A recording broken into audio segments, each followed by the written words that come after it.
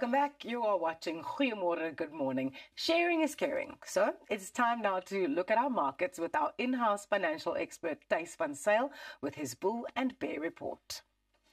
Dag sy kollegas. Kyk, is daar 'n ding waaroor ek mal is maandag finansies. Okay. Maar dink die meeste van ons kykers gaan glad nie saamstem. Jy weet, maar in elk geval, ons het seker gemaak dat ons elke maandag bietjie oor ietsie praat wat mense iets leer. Ek dink ja, dit is baie belangrik. Jy weet, dan seker instrumente dalk of opbrengste van indekse of natuurlik 'n marknuus wat dalk gebeur het in die week en hoe mense dalk kan interpreteer. Vandag spesifiek kyk ons bietjie na sektorindekse. So kom ons gaan kyk bietjie wat se indekse basies weer die markte uitpresteer het, veral in die buiteland, soos byvoorbeeld dan weer eens gaan kyk en ons gaan verwys na die S&P 500. So baie maklik daar gewys, die twee wat eintlik uitskieters was gewees maar tegnologie, en as ons basies weet gaan kyk ook na real estate, relatief baie goed teruggekom, veral oor die laaste wat saam 2-3 jaar, maar baie ook die energy index het net so baie goed gedoen, ongeveer by 65%, maar as weer eens, maar vanoggend gaan ons bekyk wat saam fokus net op tegnologie. Daai tegnologiese tipe van aandele. So oor die laaste 10 jaar was dit absolute revolusie gewees wat gebeur het op die algemene markte, nie net binne in Suid-Afrika nie, maar ook binne in die S&P 500, die Nasdaq, Europese markte ensovoorts. So as ou daarna gaan kyk, jy weet net na jou AI sektor, op die grafiek agter my, gaan ons by basies baie kan uitwys wat dit basies weet uitpresteer. So as ons gaan kyk net oor die laaste 10 jaar het tegnologie en innovasie oor die algemeen, ek weet op jou effektebeurse ongeveer gegroei met 365% saamgestel. Okay, net oor die laaste 10 jaar. As ons kyk die Noord-Amerikaanse AI wat som aandele ongeveer 245%. As ons dan nou ook gaan kyk, jy weet selfs Indië se AI wat som het omtrent gegroei met 170% en Japan, jy weet daar heel onder, maar nog steeds met allermintige 118%. Okay. So as 'n mens aan hierdie tipe van aandele kyk, dan vra jy vir jouself, maar hoekom was ek nie die laaste 10 jaar relatief swaar gewig basies jy weet gelaai op hierdie AI tipe van aandele nie, en veral in die buiteland, want Suid-Afrika limiteer ons tot 'n klein mate, jy weet dat hy ons nie so baie opsies gee, soos wat byvoorbeeld die buiteland vir ons gee, rakende byvoorbeeld tegnologiese aandele nie. So weer eens 'n baie goeie voorbeeld wat ek wil opsit is ons gaan kyk, wat ons het is Naspers. So Naspers weer eens, as ons dan gaan kyk, dis amper eintlik ons tipe van tegnologiese aandeel wat regtig waar goed gepresteer het, en dan weer eens veral oor die laaste 10 jaar. So as jy gaan kyk, hy was omtrent op 181.000 gewees 10 jaar terug, hy staan regtig op 502.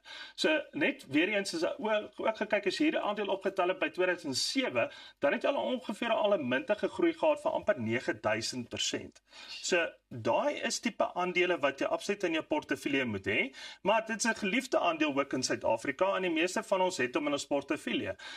Maar die vraag is natuurlik om te gaan kyk, ja, maar is dit nou nog steeds 'n goeie aandeel om aan te koop? Definitief, want as 'n mens gaan kyk, tegnologiese aandele in die revolusie waarin ons osself bevind op hierdie stadium, is dit 'n absoluut om ten minste, in my opinie, weer eens, Rosanne, wat ek altyd sê, ek gee nie finansiële adviesie, ek gee my opinie. As jy advies wil hê, maak 'n afspraak. Alright, so, maar weer eens, hier is tipiese aandeel wat jy moet hê in jou portefeulje. Ander aandeel wat ons kan uitwys is natuurlik MTN. So as ons weer eens na MTN gaan kyk, wat ook in daai spasie val, glad nie 'n slegte aandeel nie, en weer eens, as jy MTN gekoop het in die vroeë 2000s, dan het jy ongeveer ook 1000% al op jou portefeulje gemaak, maar weer eens 10 jaar terug, as jy weer daar gaan kyk, was MTN op 'n baie hoë plek gewees teenoor waar hy nou is. So hy het baie volume verloor, jy weet, so oor die laaste 10 jaar, maar bly dit 'n baie goeie aandeel om in jou portefeulje te hê, MTN? Ek dink so 100%. Dit is ek gaan kyk, jy weet ook na sy PE ratios, wat hulle nie hierso wys op hierdie stadium nie, want die rede daarvoor is, ja, daar is maar 'n bietjie ongemaak rondom die aandeel, en natuurlik hulle Afrika wat som afsette wat hulle ook het, en Red Tape wat saam met dit speel. Maar weer eens, geleentheidsaandele, in my opinie, is natuurlik Purple, is ou na hulle ook gaan kyk, jy weet, hulle is 'n tegnologiese fintech tipe van aandeel, so Purple, wat dit vir my aantreklik maak, is die feit dat, weer eens, as ou gaan kyk, weer die laaste 10 jaar, hy het al 'n track record van ongeveer 10 jaar, as jy hom 10 jaar terug gekoop het, dan het jy ongeveer 'n omgewing van so 150% se groei al reeds vir jou opgebou. Ja, hy het 'n piek gevang, jy weet op hierdie stadium, en hy's basies weet nou op 'n baie goeie prys in my opinie met 'n PE ratio van 37. Onthou 'n PE ratio van tussen 20 tot 25 soos wat ek laasweek hulle verduidelik is 'n baie goeie aandeel. Dit beteken hy is reg geprys en 'n aandeel wat byvoorbeeld oor daai PE ratio gaan soos wat ons uitgewys het, is daar 'n sentiment of 'n verwagting op daai aandeel. So dit is baie kere ook dan nie 'n aandeel wat jy nie moet koop nie, maar 'n aandeel waarna jy byvoorbeeld moet gaan dophou. Of selfs as jy hom net teen 'n goeie prys kan kry, jy deel met die sentiment vir 'n verwagting. So as 'n bietjie weer eens gaan kyk na sentimente en wat mense byvoorbeeld dan gaan kyk, jy weet oor die laaste 10 jaar. So, as 'n mens gaan kyk byvoorbeeld die laaste 10 jaar, daar kry jy byvoorbeeld performance chasers, jy kry ex-spreaders, jy kry herd investors, en jy kry contrarians. Okay, is eintlik Afrikaanse, maar ook 'n Engelse show. Maar daai is 'n blooper, okay? Maar as jy net 'n bietjie aan julle gaan verduidelik, 'n ex-spreader is tipies iemand wat basies weet sy eie, nie al sy eiers in 'n mandjie plaas nie, met ander woorde hy versprei sy aandele. Hy het op 'n average uitgekom op die laaste 10 jaar van omtrent 120%, 'n ou wat regtig waar basies jy diversifiseer. As ons kyk na herd investors, is iemand wat byvoorbeeld he just chases the herd. Okay, so hy gaan kies wat almal maar amper basies kies. Jy weet daar's omtrent so 86% se groei gewees. Bargain hunters op die einde van die dag is daai ouens wat byvoorbeeld gaan sê ja, kom ons gaan kyk waar kry ek 'n bargain. So dan word as ek dink ja vandag goud is hoog, gaan koop ek hom gou maar ek drop hom byvoorbeeld weer môre. Maar basies weet as ons weer eens gaan kyk na jou index ouens, jou global index trackers, dit is 225% en dis tipies daai ou wat byvoorbeeld net 'n index gaan haal. So dan word hy gaan net byvoorbeeld vir S&P 500 of die Nasdaq die top 40. So hy gaan selekteer nie 'n geselektiewe tipe van 'n aandeel nie. En natuurlik weer eens kan nou byvoorbeeld tegnologie ETF's gaan koop wat ook 'n tegnologiese indeks tracker is wat natuurlik daai tipe groei ook vir jou kan gee.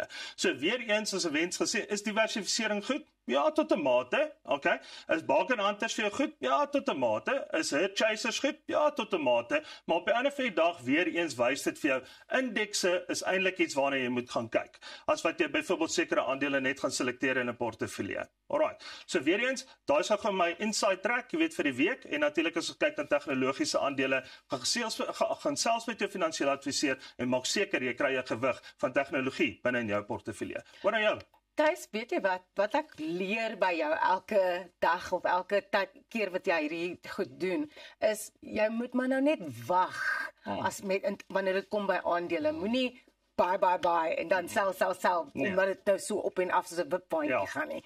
Wag dit uit en kyk maar hoe doen dit. Ja, ek dink jy mens kry daai ding wat wil sê ja, day traders. En dis tipies daai wat net maar sit en hy koop en verkoop die hele tyd. So dis pump and dump, jy weet, en dit is al wat dit is. En dit het niks met borsvoeding uit te waai nie. Jy weet, so dit is maar as ou so nou gaan kyk, jy weet dat en op die casino verloor wat sal wen op maar altyd. Jy weet, so en dit is wat ons ook vir hulle sê. So moenie van daai aandele beurse casino maak in 'n quick rich scheme nie, want dit werk nie so nie, is langtermyn. Ja. Natuurlik ek hou nooit op met werk nie, jy weet. Oor naweke lees ek ook nuus net omdat dit lekker is en ek het geniet. So ek wil graag jou opinie vra oor 'n artikel wat ek die naweek raak gelees het op Moneyweb en dit sê basies dat kunsmatige intelligensie Afrika se ekonomie 'n hupstoot kan gee mits dit reg bestuur word.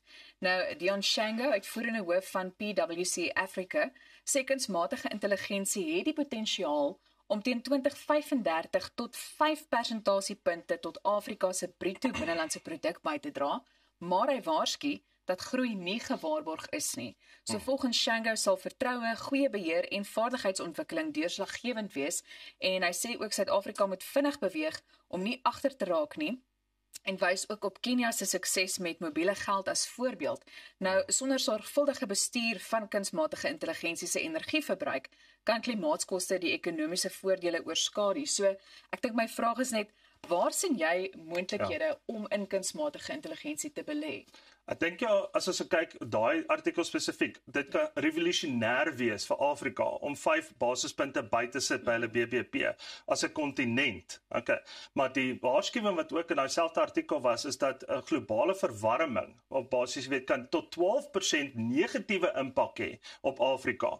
So where now? So daar's jou antwoord in jou vraag. So met ander woorde, as ek dan nou gaan kyk, as ek in tegnologie moet gaan belê binne in Afrika, sal ek moet counter wat basies globale globale verwarming is wat 'n groot risiko is. So hernubare energie is 'n absoluut, jy weet, vir Afrika. En daardeur kan jy byvoorbeeld dan ook 'n tegnologiese tipe van oplossings gaan belê.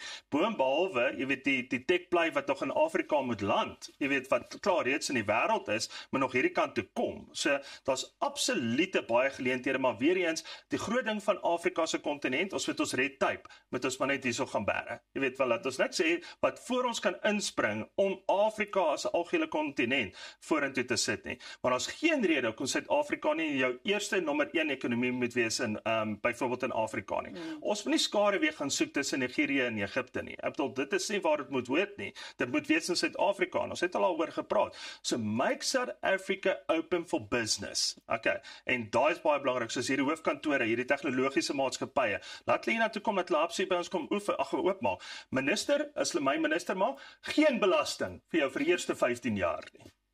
Wanneer is die volgende verkiesing? Want ek is 'n kandidaat. Veral jou woordjie van vandag is contrarians. Ek gaan nou nog 'n keer uitspreek. Ek is amper seker dat ek dit sê op die lig. En dis ek ons so lief is vir jou, Ty. So jy wanneer dit by die somme en daai syfertjies en persentasies kom, you're on top of it. Dankie kollegas. Baie vir dankie. die dag bly kunsmatige intelligensie maar oor die algemeen in die nuus, nê? En ek dink dis werklik iets waarop daar gereeld gefokus. Ja. En in verskeie onderwerpe op verskeie vlakke. Dit is nou deel van die wêreld waarin ons leef. Absoluut. Nou onthou, julle kan ook saam met ons gesels, skandeer gerus net die QR-kode wat nou op jou skerm verskyn en stuur vir ons 'n WhatsApp boodskap. Bly ingeskakel want net hierna gesels ons met die stigter van die Humanitarian Empowerment Fund oor die wonderlike werk wat hulle doen. Bly net waar jy is.